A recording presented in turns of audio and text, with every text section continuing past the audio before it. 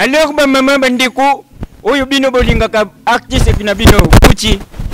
na linga kina beti la bino. Alors ndenge ba mukili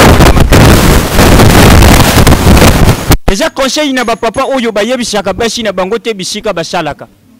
Alors tele likambo oyo komela ki tata oyo abombele mwasi na yenzo kateka kana yeba bude na ville.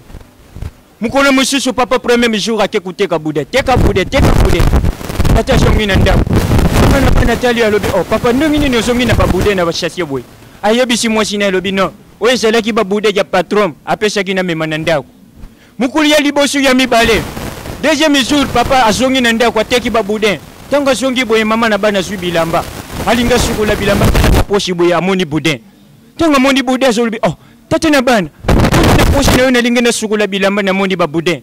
pato mama lobi papa lobi ke wane zalaki bude ya patron ya pesaki na chaki na poshi et comme deuxième jour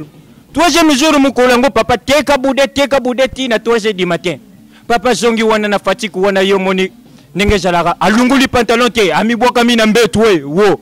papa tanga bwaka mina mbetu abosa na kike bino moko buye bindo tila ndenge yaka papa pongi moko profond papa lali abosa ni ke na se ya ndoto abandi koloba biloba loba tangu kaka baleli na mwasi ne bamona kaka papa bandi biloba loba na ndotila boudin salami sebo papa baluki lisusu na ngambo mususu ateli lisusu alobi boudin ngondo boudin alight